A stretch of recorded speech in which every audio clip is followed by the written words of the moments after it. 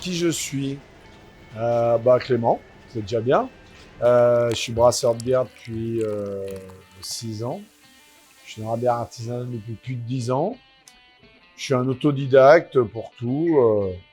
J'ai fait pendant 20 ans du commerce, un peu dans tout type. Et la bière, c'est mon dada, je bois pas autre chose. Et effectivement, j'avais envie de monter une brasserie, voilà. J'ai changé mon parcours professionnel parce que j'avais envie de vendre un produit que j'avais créé de mes mains.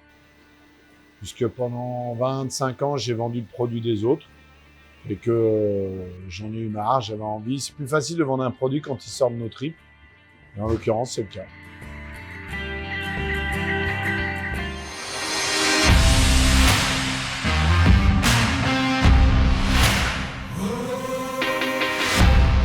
Moi, j'aime bien mettre les mains dedans et il n'y a que les mains dedans en faisant des conneries, etc., que j'arrive vraiment à construire le truc. Donc, j'ai toujours fonctionné en autodidacte. L'avantage de l'autodidacte, c'est que vraiment on va au fond des choses. Le désavantage, c'est qu'on fait les conneries. Et je les ai à peu près toutes faites. Là, je suis en train de calculer la quantité de thé pour le brassin. La quantité de thé Sakura, fleur de cerisier qu'on va mettre dans la bière. Parce qu'on va augmenter la quantité, c'était pas assez présent. Voilà. Depuis 2016 que je crée les recettes, que je travaille la bière, que je travaille l'image.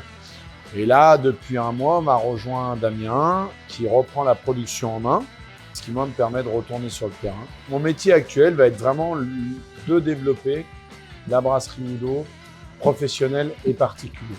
Les deux. Voilà. Là, c'est ça. Yes. Cherche, il n'y a pas que ça, parce qu'il y a un autre thé. Sakura, 500 grammes, hein, tu m'as dit. Ouais. Hein. C'est bon? J'ai développé des spécificités qui sont, comme vous le voyez derrière, les bières vieillies en barrique. Ça, le vieillissement en barrique, c'est mon truc à moi. Les brasseurs du coin commencent à m'appeler pour avoir des infos. Parce qu'effectivement, ça fait 1 an et demi maintenant. C'est quelque chose que j'adore. Donc, vieillissement en barrique de rhum, en barrique de bourbon, en barrique de whisky tourbé, pomerol, chardonnay, gamay, sauvignon, enfin, toutes sortes de barriques qui ont contenu toutes sortes de vins ou spiritueux. Et ça m'intéresse à mort.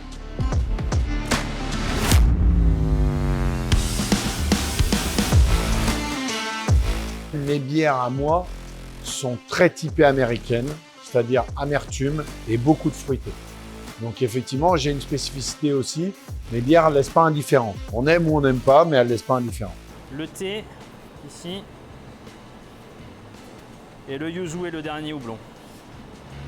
Tous les métiers, si on n'est pas présent, on nous oublie, loin des yeux, loin du cœur. Je fais beaucoup d'événements. Je sors depuis mai, j'ai dû sortir 80% de mes week-ends. Je fais des festivals de brasseurs, je fais des marchés d'artisans, je fais des courses à pied, je fais toutes sortes de foires, beaucoup.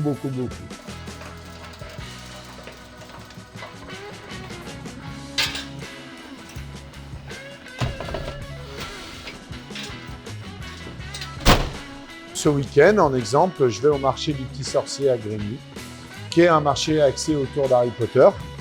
Ça n'a rien à voir avec la bière, mais effectivement, je trouvais ça sympa de monter un genre bar à potions sur le marché du Petit Sorcier, donc j'y serai dimanche.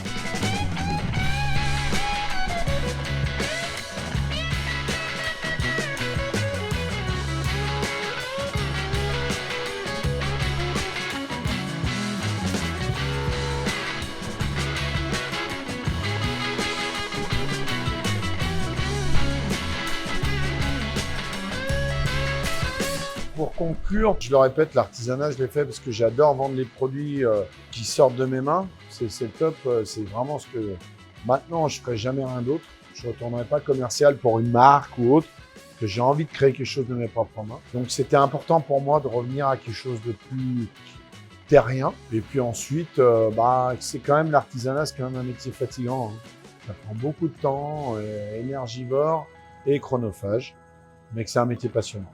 Donc je m'éclate relativement bien quand même. Le jeu en vaut bien la chandelle. Voilà. Motherfucker.